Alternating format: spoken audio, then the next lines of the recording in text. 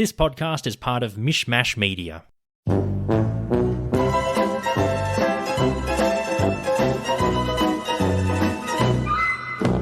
Hey, buddy. Hey, how's it going? Good. Welcome to another episode of Curbcast. My name's Ivan. And I'm Stephen. And we are up to Season 4, Episode 8 of Curb Your Enthusiasm. Probably my favourite season so far, Steve. Wandering Bear. Yeah, it's been and isn't he an interesting character? Yeah, no, he is. He's one of those memorable one-off characters that Curb seemed to be getting better at doing. You know, it kind of reminds me of Seinfeld where, you know, as the show got better and better, the secondary characters got better and better as well. So, yeah, Wandering Bear is one of the highlights of the season so far, for sure. And definitely the highlight of this episode. Yeah, absolutely. He is incredible. But what do you think, mate? Should we just get straight into the episode? Before we do, just want to mention that we have some social media you can check out. Curbcast Pod. Oh, yes, of course. Is our handle on Twitter, Facebook, Instagram, and Reddit. We have an email address if you want to say hello, curbcastpod@gmail.com. We have a Facebook group as well called the Curb Your Enthusiasm Fan Club, so check that out if you want to join a bunch of Curb fans talking Larry and talking Curb. And finally, if you want to support us, we have a Patreon, patreon.com/Mishmash Media. For a couple of bucks a month, you can support us. We don't have any extra content at the moment, but Mishmash Media is our burgeoning podcast network. We will be adding podcasts to it and extra content in the months to come. But if you want to get in early and support us for now, that would be awesome. And finally, if you want to rate us or review us on your podcast app, that would be amazing. Helps with visibility and the algorithm so that we appear higher in search results. I do believe that Spotify is allowing podcast ratings now. So if you do listen to us on Spotify, give us a 5-star rating, or, you know, even tell your friends or family or someone who might like Curb or even Seinfeld. That would be fantastic. Let's knock off the Joe Rogan Experience off the top spot. We'll take over. Oh, I mean, we'll be the number one podcast on Spotify. Yeah, I mean, it's a battle usually between us and Joe Rogan, you know, for the 1 and 2 spot. But we want to be permanently number one. So give us a few ratings, and then we'll put Joe in his place. Yeah, absolutely. All right, Wandering Bear aired in the US on February 29, 2004. God, that was a leap year. February 29th. Jeez. Okay, cool. Oh, yeah. Yep. There you go. Larry and Jeff decide to buy a Girls Gone Wild videotape. Oh, geez, that really shows its age, doesn't it, Girls Gone Wild? And that lands them both in the hot seat with Larry's secretary and Jeff's wife after the dog leaves the house during the viewing of the tape, the dog Oscar. Meanwhile, Larry seeks the help of his Native American gardener to cure Cheryl of a feminine problem after Larry mistakenly wears a condom inside out. So here we go. Scene 1, Steve, of Wandering Bear. Larry is watching Girls Gone Wild on cable in the bedroom as he changes his glasses. He answers his phone, and Jeff is also watching this show. Jeff says that they should watch a tape of it in Larry's office, as Larry says he will order one. Cheryl walks in as Larry changes the channel. I love how it, like, as soon as she's about to walk in, he flicks it to like a nature channel. And it's like the split second as she's about to walk in, he changes it. Very, very clever. Yeah, and he you know, as he's watching Girls Gone Wild, you can tell he's a bit excited and, you know, he's watching something a bit risque. But as soon as he flips it to the nature channel when Cheryl walks in, he kind of seems a bit more serious. He even changes his facial expression to match what he's watching. So it seems, you know, it seems more legit to Cheryl, which I thought was funny too. It's very clever. And she's like, "What are you watching?" And he's like, "Oh, I'm just flicking." Just flicking channels. And as Cheryl's kind of talking to him and asking him a bunch of questions, you know, he's getting more and more annoyed, as if this nature documentary is just so enthralling that, you know, her talking to him is annoying him. I thought that was a nice touch too. Yeah, it's great. It's like, come on, man, I want to keep watching this, you know, and these college girls with their tops off. Come on, leave me alone. Yeah, that's what he's really impatient for. You know, Cheryl asked him about where her Palm Pilot, which really dates it as well as Girls Gone Wild, where, you know, whether he's seen it around, and, you know, he does answer her, but he's a bit dismissive. He's like, you know, what? No, I haven't seen it. You know, he's kind of signaling like, piss off so I can watch, you know, college girls get their tits out or whatever. Yep. Or whatever it is that I've never watched Girls Gone Wild, so I got no idea. Honestly, I don't know. Not my thing. Yeah, it's one of the sort of even though it wasn't based on the internet initially, it kind of came up in the early 2000s along with like Bang Brothers and those sort of first generation internet porn networks that now. Yeah. It's like, you know, Vivid Video was the 80s and 90s with, you know, sort of you know, the golden age of porn, as they call it. And then once the internet took over, it was companies like Girls Gone Wild and Bang Brothers and Naughty America that you know, took the lead in terms of taking advantage of changing media formats. But yeah, Girls Gone Wild was massive for years. You know, I used to see the ads late at night, used to see the videos sometimes at shops and stuff. So, but it was never porn. It was mostly just paying girls to flash or say something. Yeah, it wasn't hardcore stuff. No. It was mostly just going to spring break and college campuses and, where a lot of young Drunk girls, women are who are attractive, who are drinking and partying and, wouldn't mind getting paid $50 to flash their tits or say something a bit naughty on the camera, on camera or whatever. But yeah, it was definitely of its time. And if anyone wants to read an interesting story or hear an interesting story, I think there is actually a podcast about it too. I can't remember what it's called, but I'm sure there's several of them. Yeah, the founder, I can't remember his name. I think it's Robert someone. But if you find out the Girls Gone Wild founder's name and read about his life and all the trouble that he got into with Girls Gone Wild and the fact he fled to Mexico to evade, I think, tax charges or tax evasion charges or something like that. Holy shit. Interesting story. And his website is just wild as well because it's just a big website. It's a website that just claims he was, he's been framed or that, he's not a, that he's an innocent man and, the charges are trumped up and blah, blah, blah. So it's RobertGoneWild.com. Robert Gone Wild. Robert Gone to Mexico.com. Gone down south. He literally fled to Mexico and he lives in Mexico. Well, he certainly went down south, but not. Yeah, definitely sounds like an innocent man. Oh, absolutely. Definitely. Yeah, fleeing to a country with no extradition treaty. That's it. Cheryl says if Larry is taking care of the poison oak in their yard, Larry says Jeff knows a Native American guy. Jeff knows a Native American guy who can take care of it, and he's immune to the stuff. Cheryl tells Larry that they haven't had sex in a long time. Cheryl says that he should use a condom. Larry says he will get some, and Cheryl walks off. Larry changes the channel back to Girls Gone Wild, and I love this part of the scene. Larry calls the hotline to go order a tape, and he puts on a voice to disguise, just so it's not Larry David. Yeah, it's like it almost kind of sounds like Larry David on Helium. Yes, almost. Oh, hello. I was after the tape, with the girls and the wild. Yeah. I love it. Yeah, that's funny. That was a nice ending to that scene. Beautiful. Yeah, that was good. Really good opening scene. Larry's receptionist is looking upset that this is the next day. Larry's at his office. His receptionist, or personal assistant rather, is looking upset as she says she broke up with her partner. Larry doesn't seem interested in her grievances and he eats a Mentos as she speaks. Larry tells her to do some stuff for him, including getting a huge supply of Mentos for his car and lie about getting out of a lunch meeting with Jason Small. I love that. He's like, just get as many Mentos as you can. Just fill the car with candies, all this stuff. Yeah, just good. Just load me up. Yeah, make my car look like a very generous Uber driver drives it. Yeah. Back in the early days of Uber when, free water and mints were the standard. Not so much these days. Yeah, and this is Larry at his sort of most insensitive where, someone who's worked for him for, I think he says 6 or 7 years later on in the episode when she quits. Spoiler alert.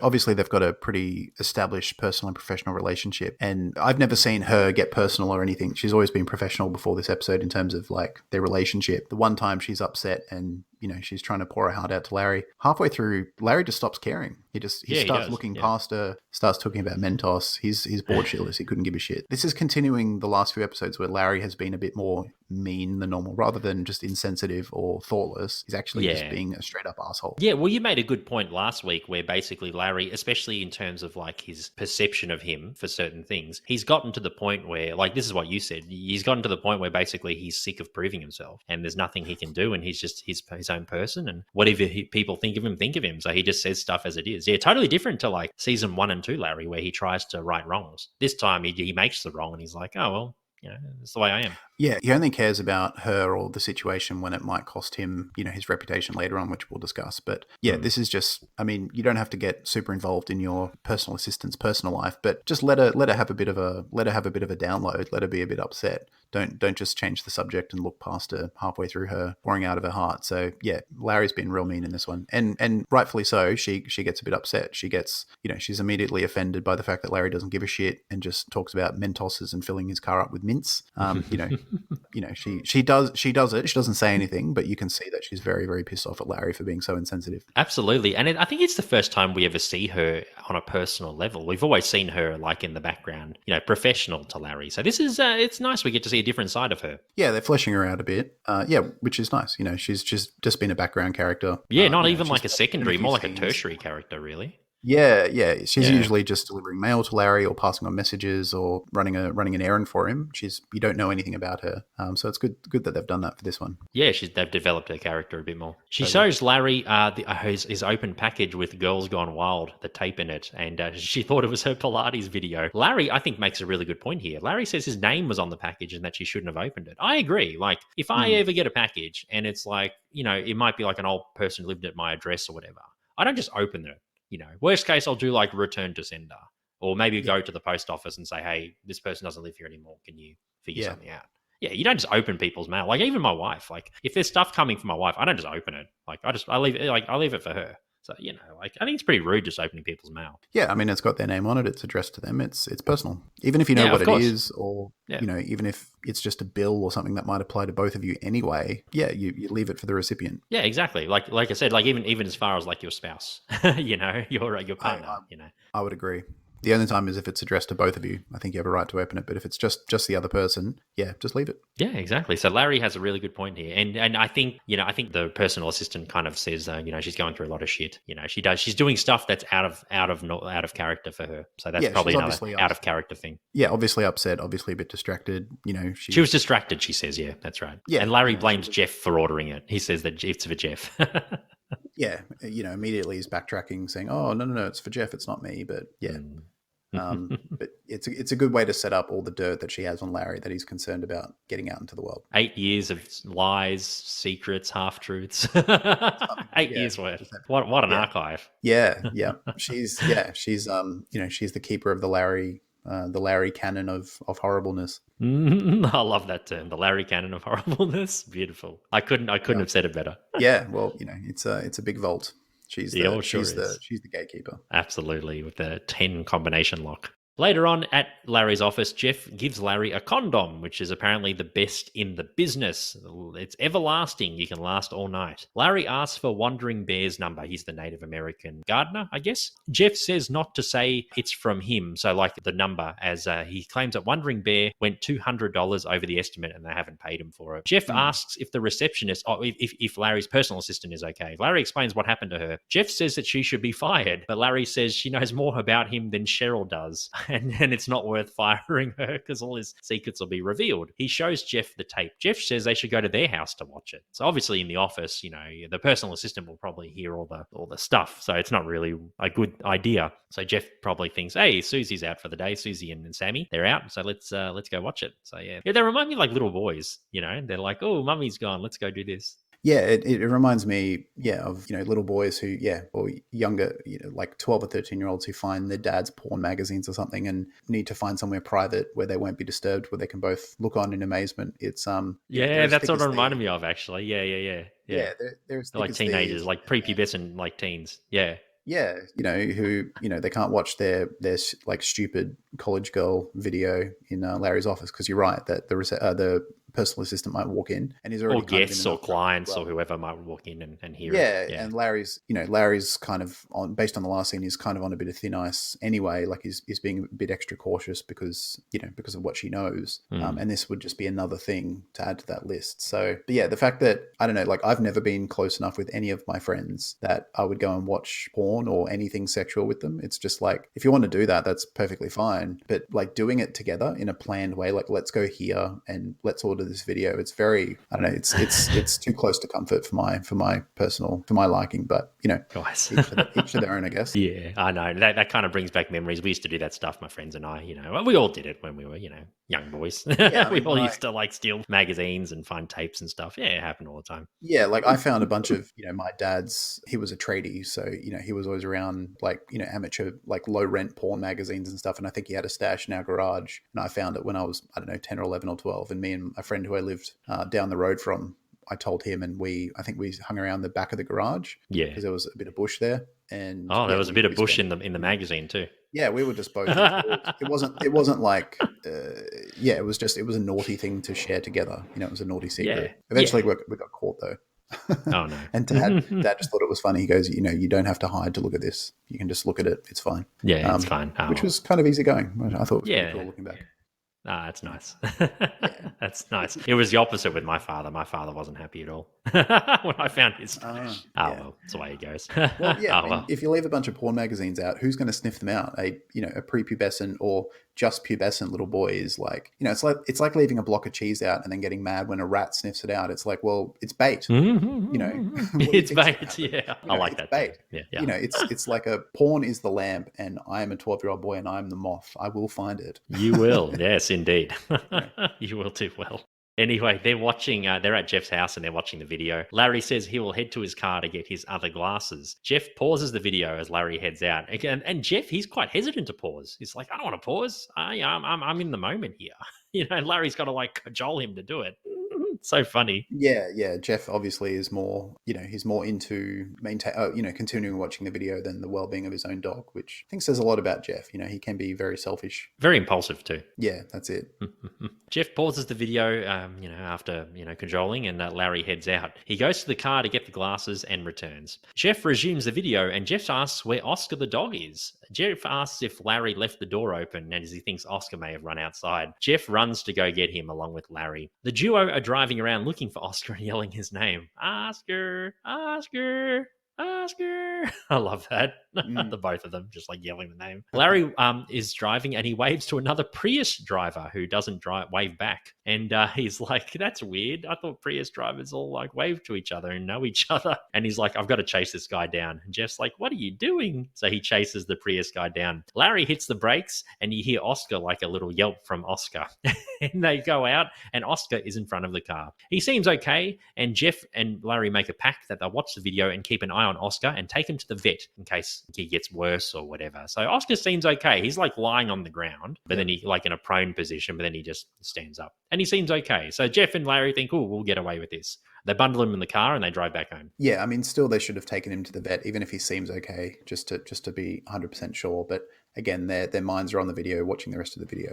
So that's that's what they want to do more than make sure that their dog that they nearly ran over is okay. Yes, okay, yeah. And Larry says, "Oh, look, I didn't hit Oscar. I didn't hit him." They're like denying that he has any injuries. Yeah, they're trying to convince themselves that what they're doing is okay because Oscar seems okay.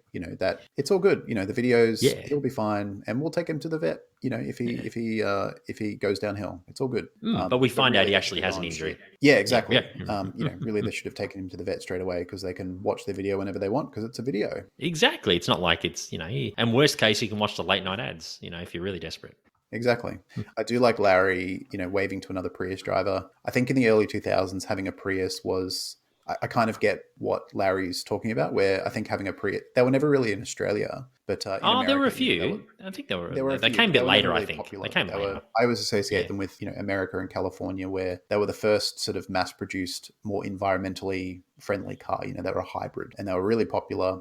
And having a Prius was like a sign of, hey, look, I care. Like I'm driving a car that's less damaging to the environment. And I guess maybe in the early 2000s, if you had a Prius, you kind of felt like you're in a little club. So Larry's a bit miffed that this other Prius doesn't think the same as him, that, hey, we're both Prius drivers. Let's wave at each other. I do like the fact they're kind of like Tesla drivers, yeah? Like Tesla think that they're in part of an exclusive club. Yeah. I mean, Tesla probably has a bit more of an elitist element because I think they're a bit more expensive. Like Priuses were never that expensive. They were, still pretty cheap. But I think it was more a sign of like, hey, like I'm making a deliberate choice for the environment. Look at me. So I get kind of what Larry's talking about, but not so much that, you would chase him down just because you didn't get a wave. That's a bit too far. That's Larry being impulsive as well, just like Jeff. Yeah. In the next scene, Larry is in bed talking to Cheryl, who's in the bathroom, like the ensuite, after they have had sex. Cheryl walks out and says something strange is happening to her downstairs, and she feels numb. Larry looks at the condom wrapper and he reads the label saying there's a numbing agent on the inside of the condom so you can last longer. Cheryl gets upset because Larry says he put it on upside down. And Cheryl makes a good point. She says there's one way to put on a condom. How can you put it upside down? And even thinking about it, it's there's only one way to do it.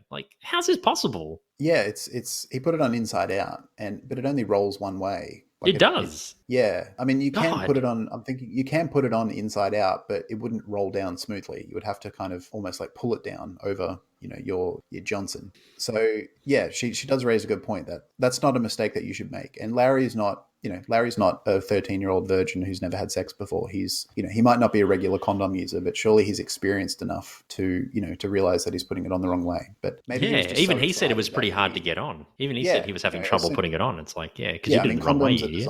Condoms are designed to be put on as easy as possible. As soon as there's any difficulty, you would assume that there's something wrong. But maybe he was just so in the moment. Maybe he was fantasizing about Girls Gone Wild that he just completely lost himself and didn't think to check. I don't know. Maybe. No, he did say, he made a point saying that there's like a time, I think he said there's like a time limit as well. You've only got like a certain amount of time to put one on before you go flaccid. He was kind of implying that. So, yeah. And plus, he didn't have his glasses on and he couldn't see it. So it didn't really help. Well, I mean, like I said, it's you can tell when it's not being put on easily. The fact that it's not rolling down smoothly would tell you straight away, and that's got nothing to do with the time limit or glasses. You just go, oh, maybe it's the wrong way. You just try, you'd be like, maybe it's the wrong way around, and it is. So yeah, I think Larry, he fucked up here. No excuse. I think also as well, Cheryl was so horny. I think at the point she was just like, just put it on and let's do it. I'm ready. He was probably like pushed by Cheryl in the moment too. Yeah, that's true. She could have been, urging him to just get it on and then get it on. Get it on and get it on. That's it. Yeah. That's a good point. Actually, I didn't think of that. Yeah. So maybe she urged him to hurry up a bit, and he kind of just, he was like, all right, well, let's do this. And then he's like, oh, it felt weird going on. Jeff calls Larry. Larry says that something is wrong with the condom as he put it upside down because he couldn't read the packet with his glasses. Jeff tells Larry that Oscar is lethargic and then his bark has become emasculated, and Susie is screaming at Jeff. And Jeff says he's got to go. So Susie's like, Jeff, I know you're up to something. And Jeff's like, oh, shit. I love how she always suspects Jeff and Larry that have done something. It's always like, as soon as something's wrong, she's like, you did something. Well, look, there is a track record there. So I understand why she would assume that automatically Jeff and Larry, either together or individually, have done something to make something wrong. So there's a history there. So I get that. It makes perfect sense, yeah. So that kind of goes to bite Larry and Jeff a bit later on. Larry is having tea outside of his house in the backyard, and Cheryl is on the balcony, and she comes out to say her vagina is still numb. Wandering Bear walks over to Larry with the poison oak. He apologizes to Wandering Bear and says to get the money from the Greens, as in Larry brings up Jeff and Susie about Wandering Bear not getting paid enough, and he says you should go get the money from Jeff and Susie, the Greens. Larry asks Wandering Bear if there is a plant that can be used for Cheryl's vagina problem. Bear asks, Bear is just so calm. He asks Larry for a pen and paper, and he writes down the thing. I love when Larry goes, he looks at the he's got like a quiet voice and he says, is that a Y? And then Wandering Bear goes, that's a T. No, that's a T. And he walks off. Larry whistles to Cheryl on the balcony with the solution. A bit of a shorter scene, but a great one. Yeah, I like Wandering Bear's vibe. He's very chill, very he kind of has like a mild intensity about him as well. Like he's got a presence. There's something very stoic something too. about him. Yeah, very stoic, intense, but not in a bad way. He's just got he's got a presence. He's got an energy. And I do like the fact, it kind of reminds me of Seinfeld a bit, where you don't find out in this scene or at all in the rest of the episode what this mysterious kind of, Native American remedy is. It's a bit of a mystery, and you never find out the name of it or what it is or where you get it from or how it's applied. It's just, it's just the solution to the problem. And I like that. I like that element of mystery, and you never find out. Yeah, I appreciate that too, because I reckon like any other show would have got Larry to try and get that particular remedy, and then he probably would have gotten an argument with like the shopkeeper or another Native American, or maybe it would have added to like his arc of being seen as racist. Maybe he says something to offend Native Americans, like it could have gone down that way. I think any other kind of show would have done that. But the fact that, you're right, he borrowing elements from Seinfeld where like the mystery is the comedy. You know what I mean? Like the fun, the mystery element of something is what makes it funny. So I appreciate he brought that over. It allows you to project. And it's not even really that important what it is. It's the fact that it works and it leads to other situations and sort of the rest of the episode. The thing it reminds me most of is, when I can't remember the episode, but when Jerry buys the expensive jacket and, you never find out the price. The jacket. Is that the jacket? That's the jacket. Yeah, it's the one. Yeah, and he's got to wear it inside out, and it's got like the candy cane. Yeah, the candy cane, right. like the interior. Yeah. with my favorite Seinfeld character, Alton. How could I forget? That's right. Yeah, and you never find out the price. It's a mystery, and everyone wants to know. But the fact that it's left unsaid or unseen adds to the comedy of the episode. It kind of reminds me of that. Or even the Bubble Boy. You never see his face, and it adds to the mystery, which I does. really Yeah, now appreciate. that's yeah, absolutely. I appreciate that Curb has taken some elements from that older show, and put it in here. Very smart writing. Yeah, and I don't mean to suggest that Curb is jacking Seinfeld. They're very different shows. Of course. But, I think it must just be a Larry thing where he thinks that is a good technique or a good aspect of writing is leaving some things a bit of a mystery because it kind of, it adds that element that other shows might lean into. It's sort of avoiding a bit. I think it's just a Larry thing rather than, well, he's the common link between the two shows. So I'm guessing it's his. He likes that. So. Yeah, I think he does too. And I think also if we went down, if the episode went down the route of him trying to chase that remedy, I think that would have taken away from the Oscar storyline because, Oscar, we find out he's not feeling well. So we kind of want to know what happened to Oscar and the resolution is, and we find out in a few scenes. That's right. That's great. Yeah. Last night, I put a condom on inside out, and my wife's vagina is completely numb. Do you know of any herbal remedy that might work for her?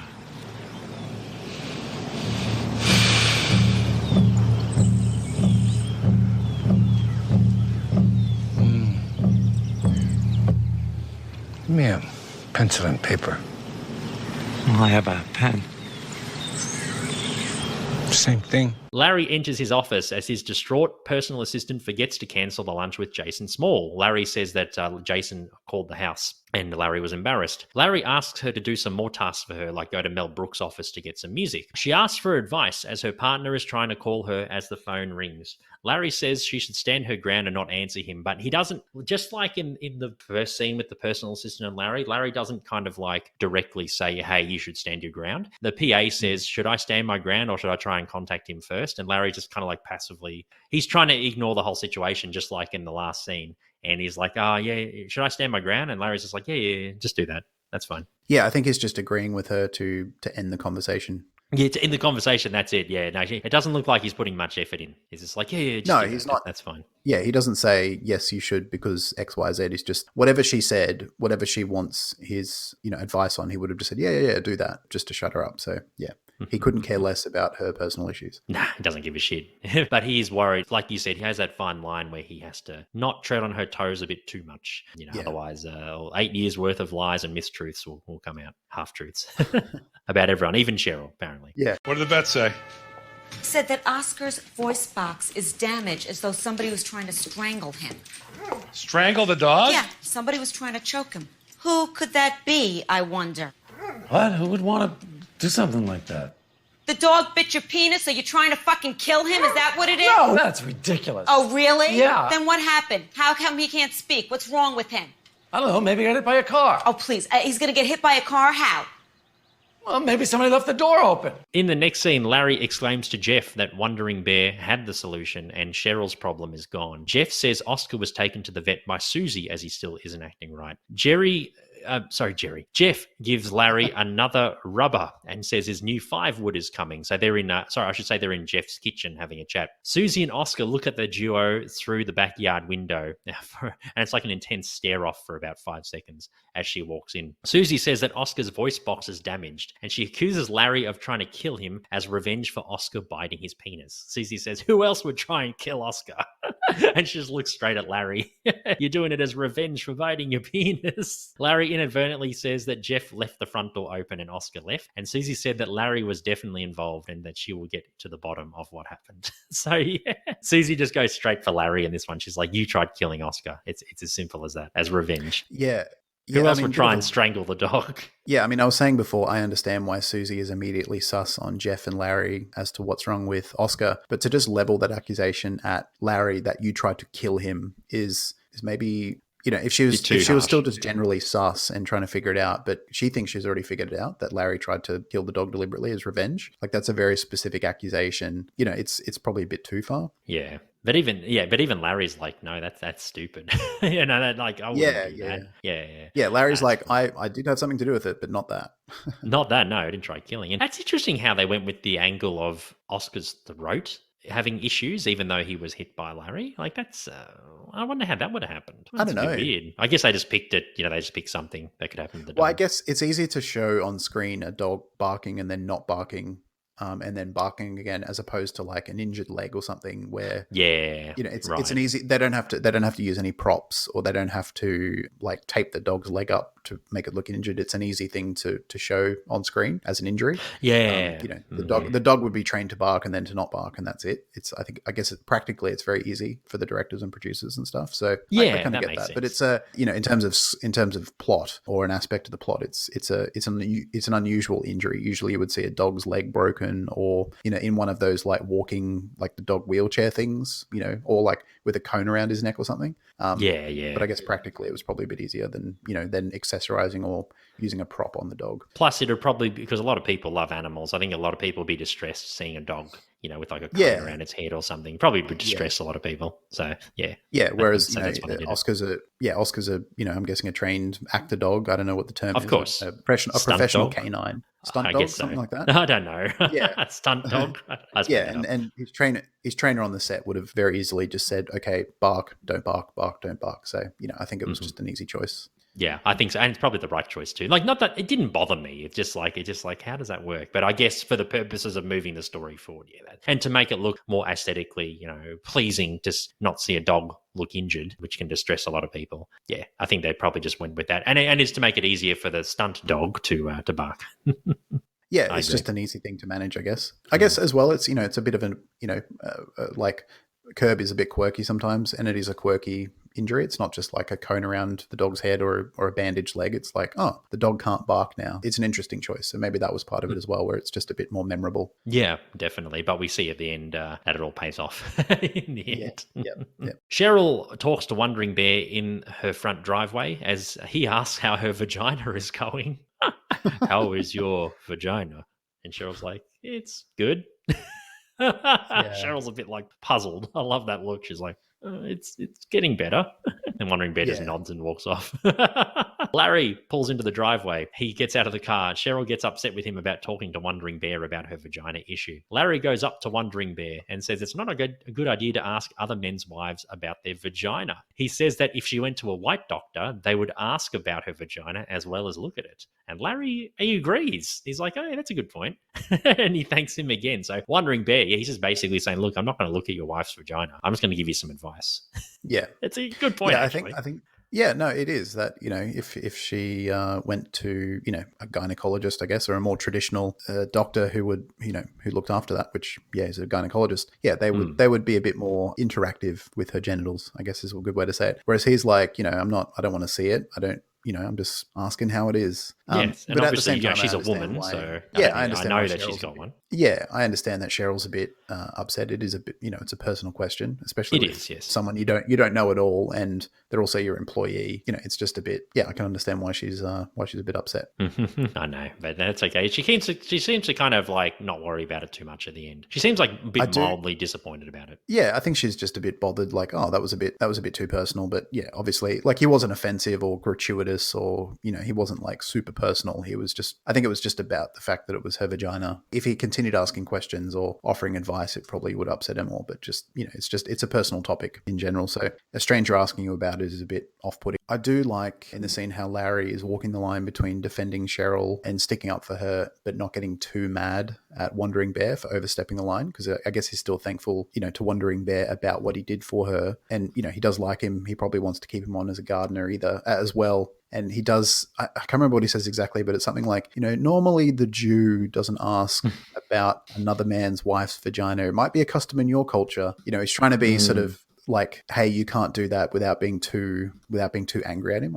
I like the way Larry approached it. Yeah, he does. He just kind of compares his culture with Wandering Bears. Yeah, he's very delicate about it. He's like, well, it's not something we normally do. My wife's a bit upset, so, please don't do it. He's very non-confrontational about something that I think other people would get quite upset about. Like, hey, you can't say that and don't do that and get out of here sort of thing. He's quite, he's tiptoeing around the problem and he's trying to approach it in a very delicate way. And I think he does a good job. He does, because he wants the poison oak removed, and because if it doesn't get removed, then Cheryl gets upset. Yeah, exactly. He's trying to keep both people happy. He's trying to defend Cheryl, but also not be too angry or piss off Wandering Bear too much. Yeah, I know. He's just trying to keep everyone on the down low. Everyone happy. That's it. Larry's PA, who's actually named Antoinette, we find out, turns up with one of the things he needed. She forgot to get her music from Mel's office, though. She has an outburst and quits on the spot and threatens to tell everyone his 8 years' worth of half-truths and secrets, especially Girls Gone Wild. She yells to Cheryl, "Hey, Cheryl, Larry has Girls Gone Wild. Girls Gone Wild, Cheryl." And she drives off in frustration. Cheryl walks out and wonders what happened. Larry says that Antoinette quit and she will threaten to, I love this part. She threatens to tell everyone his secrets, especially about Cheryl, about her. And Cheryl's like, about me? And Cheryl's like, oh, and Larry's like, no, not you. No, there's no secrets about you. He just backtracks on Cheryl. Yeah, he's obviously very stressed out about what's going to get out, and he forgets himself. And he accidentally tells Cheryl that there's a bunch of dirt that Larry said about her. And immediately he's like, oh, no, not you. Not what? No, not you. Of course. Idiot. I know. Larry says that he should go talk to her boyfriend to get them back together. In the next scene, Larry goes to the hospital where Antoinette's ex Marv works, and I assume he's a nurse. He's in Scrubs, or possibly. Oh no, he'd be a nurse, right? Is that what you thought? Yeah, I thought either a nurse or a doctor. He obviously works at the hospital. He's got his scrubs on, but I can't remember. He didn't have a stethoscope on him, though. He doesn't? No, he doesn't have a stethoscope, I don't think, from memory. Oh, okay. Well, he is on his lunch break. Maybe he took it off. I don't know. I can't remember. Are his scrubs blue or green? I thought they were blue. Maybe. I don't know if there is a difference in color to differentiate between doctors and nurses. I'm not sure, but either way, he's one of the two. He's a medical professional in either way, yeah. And his name's Marv, like I said. Larry asks what happened and why they broke up. Marv says that it is personal and he had a sexual problem causing it to break up. He says, when the race is about to begin, he ends up at the finish line right away. So he has a premature ejaculation problem. Larry has an idea. He hands Marv the remaining condom that Jeff gave him and says this will keep him going all night. All night. Larry walks off and he says, there's only one bit of advice. Don't wear the condom upside down. Yeah, don't wear it inside out. Don't wear it inside out. Yes, that's it. And what surprises me is that Marv doesn't think it's weird that this random guy, like my ex-girlfriend's boss, shows up and has the exact solution to a very specific and personal problem just in his pocket. Like what? How convenient is that, Yeah, very. Like, it's just Marv, like, yeah, I've got this very specific and very personal problem that is not easily fixed. And then Larry goes, well, I've got the solution to your very specific problem right here, right now, even though we've never met before. And I had no idea about this problem until this conversation. It's Curb and it relies on a lot of coincidences to keep the plot going. But the fact that Marv doesn't think it's weird at all that Larry just has this in his pocket and it's a perfect solution to the problem is, I would be very, I'd be appreciative, but I'd also be like, how did you know?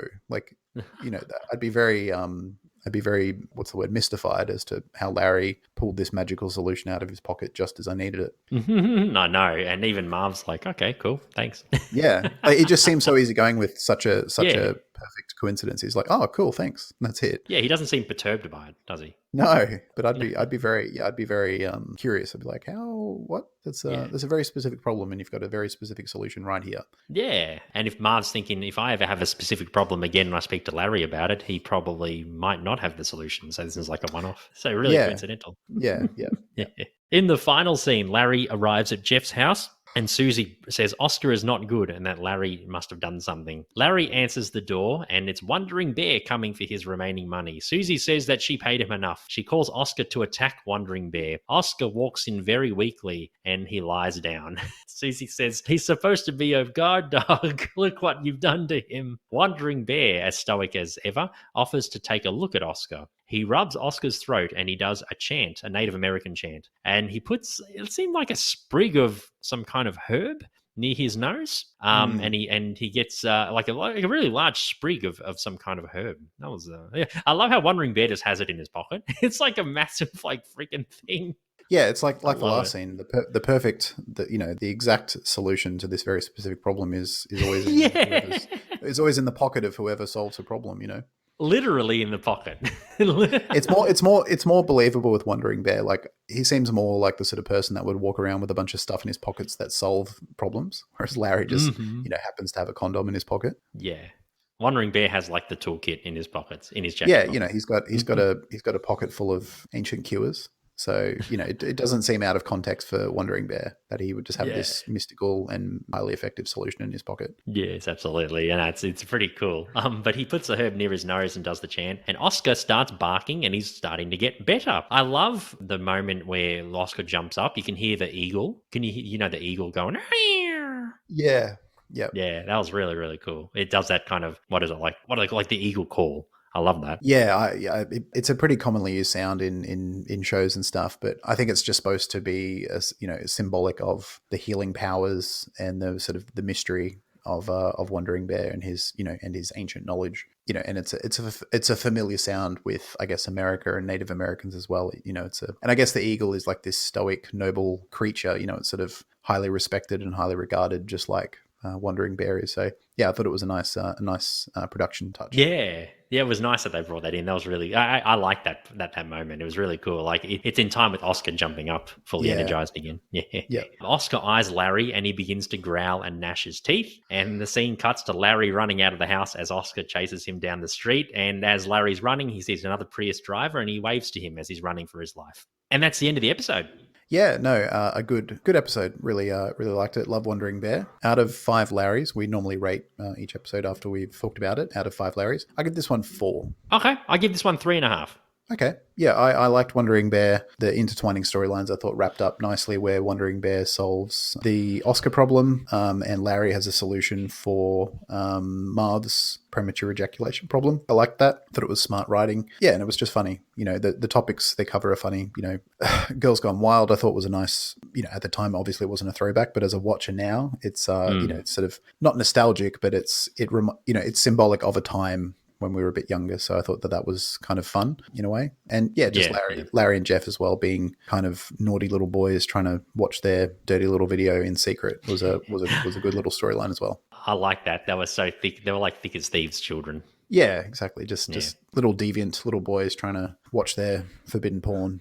It was funny. And it plays along with their character where they, they're both sort of very immature and they encourage each other to make bad decisions. So I thought that was cool too. Yeah, that was a really, really good dynamic. No, I enjoyed this episode. I mean, it wasn't like one of the best of season 4 for me, but no, I enjoyed it. No, strong. I think though the standout though is Wandering Bear. Again, the secondary characters are shining through, just like Menina from a couple of episodes ago.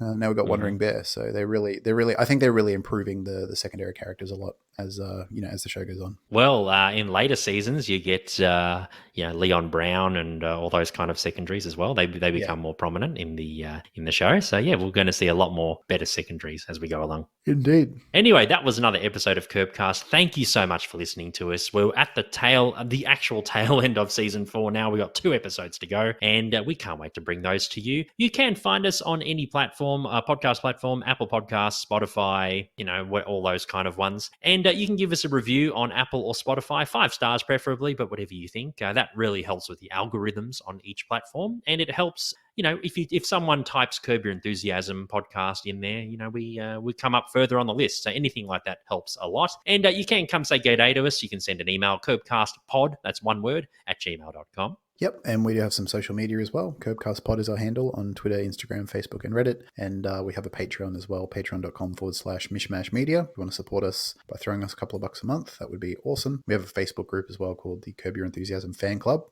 So join us over there for talking Curb pretty much every day. Yeah, and that name recently changed as well. So it's not Curb Your Enthusiasms anymore. It's the same page, different name. Yeah, that's right. If you just type Curb Your Enthusiasm into Facebook, it'll be one of the first groups that comes up. Oh, yes, indeed. And it's growing slowly, but surely. Yeah.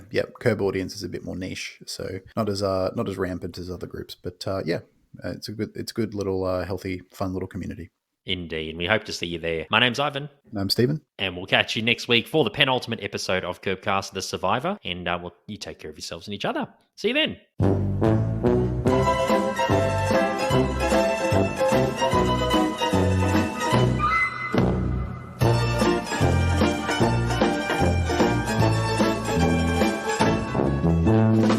Thanks for listening. This podcast is part of Mishmash Media, an independent podcast network. Follow us on social media at Mishmash Media AU or support us on Patreon. All those links are in the show notes.